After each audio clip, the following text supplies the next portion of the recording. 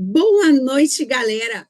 Bem-vindo a mais um vídeo aqui do nosso Magistério Sem Firulas, Magistério Sem blá blá blá, sem enrolação. Então, no vídeo anterior eu falei sobre Paracambi, o edital de Paracambi, que tem um diferencial aí que é redação e informática. Nós da equipe Gama vamos ter uma turma maravilhosa com um dos melhores professores de informática do mundo todinho, que é o professor Dodô Cunha. Ele vai estar com a gente nessa turma, mas esse é uma das novidades. Em breve, a equipe Gama vai estar divulgando aí para vocês os cursos que a gente vai ter disponível as nossas turmas. Mas eu queria falar com vocês sobre um assunto. Gente, não reparem, porque eu estou falando estranho, mas hoje eu fiz a troca do meu aparelho. Eu sei que isso não tem nada a ver com o vídeo, mas é só para justificar a minha maneira de falar que está esquisita. Somos amigos, já somos de casa, né? Então, já temos intimidade para falar sobre isso. Mas vamos lá. Então, eu queria falar com vocês hoje um pouquinho sobre avaliação, né? É um tema bem sugestivo para a redação, é um tema bem sugestivo para questões objetivas. Então, galera, a avaliação, ela faz parte do nosso cotidiano. A avaliação, ela faz parte do nosso dia a dia, assim como a avaliação da aprendizagem. Por exemplo, quando eu acordo de manhã lá, ai, que preguicinha. Eu preciso saber se vai estar chovendo, se vai estar sol, qual a temperatura média do dia para eu escolher o look do dia. Se eu vou botar uma camiseta, eu sou muito calorenta, morro de calor, estou naquela fase do calor, né? Chegou ali nos 50, vem um calor, então eu tenho que saber que tipo de roupa eu vou usar, ok? Se eu vou comprar alguma coisa, eu tenho que avaliar esse produto. Será que ele vale o investimento? Será que vale a pena realmente comprar aquilo? Se eu quero, por exemplo, emagrecer ou engordar, eu tenho que avaliar o percurso que eu vou fazer para chegar ao meu objetivo. Mas toda avaliação, ela precisa ter um foco, um caminho, uma linha de chegada. Onde eu quero chegar? Por que eu tenho que avaliar se o dia vai estar chuvoso, nublado ou se vai ter sol? Porque eu preciso me sentir confortável ao longo do dia para trabalhar. Eu preciso estar bem. Eu não quero sentir frio demais nem calor demais. Então, eu tenho um objetivo ao avaliar. E assim também é no processo de ensino-aprendizagem. Nós avaliamos o tempo todo. Mas, se eu não sei onde eu quero chegar, eu vou avaliar o quê? Se eu não sei qual é o meu objetivo, como eu vou avaliar? Então, pessoal, a avaliação da aprendizagem, a gente precisa ter na nossa cabecinha qual é o meu objetivo? O que estou avaliando? Se o meu aluno atingiu os objetivos ou não. Ok? E quais são as dificuldades aí no meio do caminho, ou as facilidades. Mas o primeiro ponto que eu tenho que ter é onde eu quero chegar, porque senão eu não vou conseguir avaliar. Deu certo? Não deu certo? A minha metodologia está boa? Não está boa? Se eu não sei o que eu estou avaliando. Então, o primeiro passo da avaliação é o meu objetivo. Eu preciso viajar e quero comprar uma mala. Ok, então o meu objetivo é uma mala que sirva para viajar. Quantos dias eu vou passar? É uma mala que caiba quanto? Né? Então, eu preciso avaliar. Da mesma forma, no processo de ensino-aprendizagem. Qual é o meu objetivo? Eu vou avaliar um mês, um período, um bimestre, um dia, uma aula? Então, primeiro ponto, precisamos ter um objetivo claro do que estamos avaliando.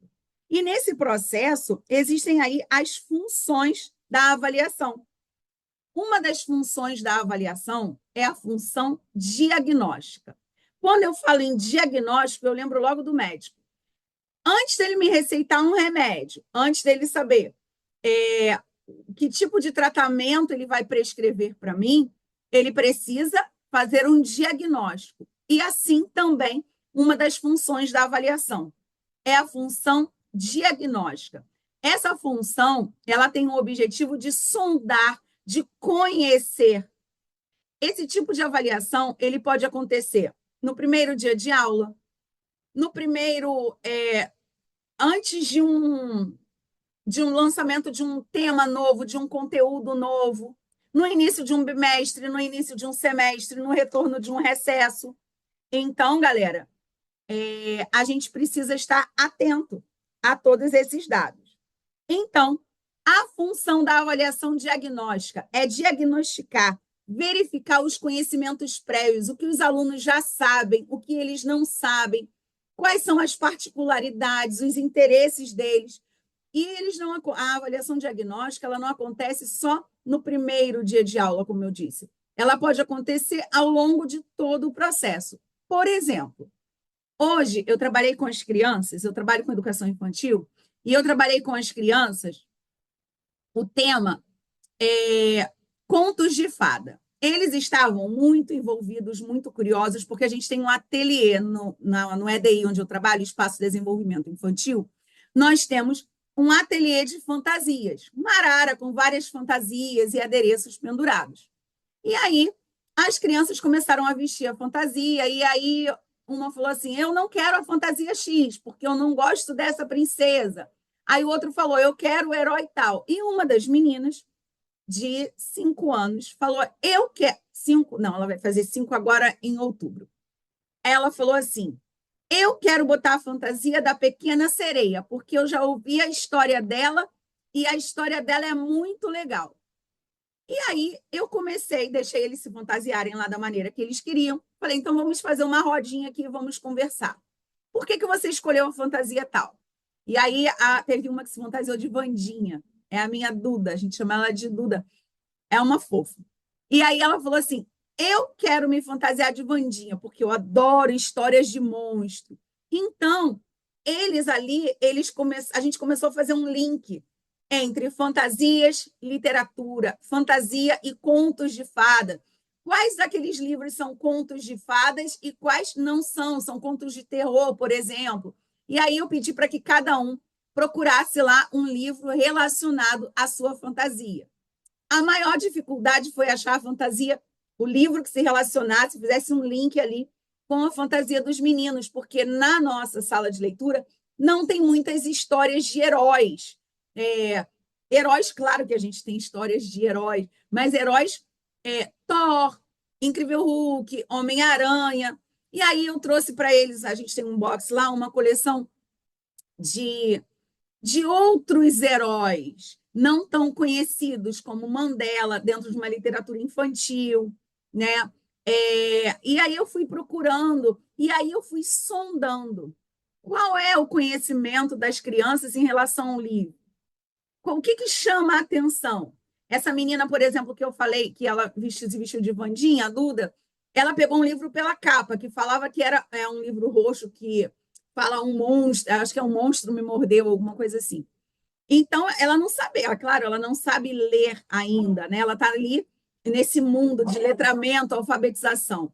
Então, ela foi e foi pela capa, né? É uma história de monstro, tia. A Wandinha não gosta de rir, a Wandinha é séria.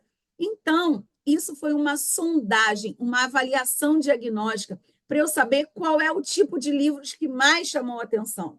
E depois eles brincaram, eu brinquei com eles, eu falei, vocês estão parecendo até a carreta furacão, cada um com uma fantasia diferente. Aí a gente dançou, e aí depois a gente sentou, e eu pedi para que eles escolhessem uma história para que eu contasse, fizesse a leitura, e claro, aquele livro vai passar de mão em mão. E aí eles escolheram, eles falaram assim, eu quero o livro da Belinha. O livro da Belinha, porque a menina que estava fantasiada de sereia escolheu o livro da Pequena Sereia. Porque ela estava tão animada, não largava o livro. Olha, a história do livro é igual à minha roupa. E ela fez todo mundo se encantar. Então, houve ali um despertar naquele assunto. Então, então eu fui contar ali a história da Pequena Sereia.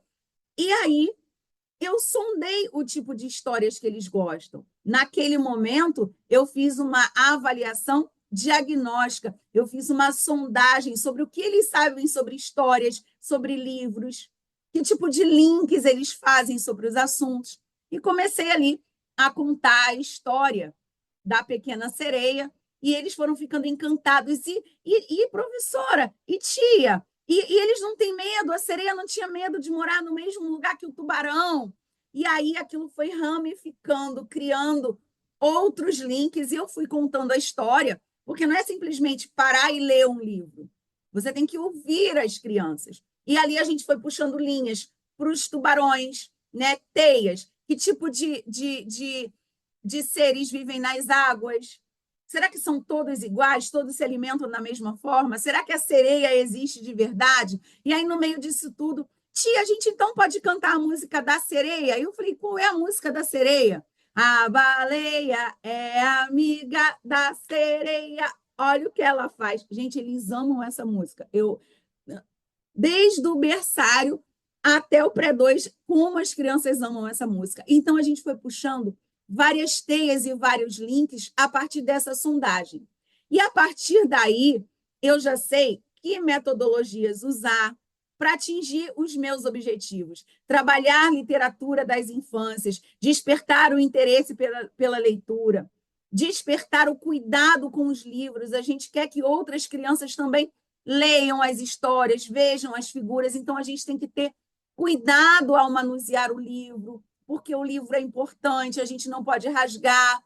Então, olha quantas coisas a gente descobriu aí dentro de uma sondagem, a partir de interações e brincadeiras, né? Porque tudo dentro da educação infantil tem que ser embasado em interações e brincadeiras. Ah, mas e no ensino fundamental e no ensino médio?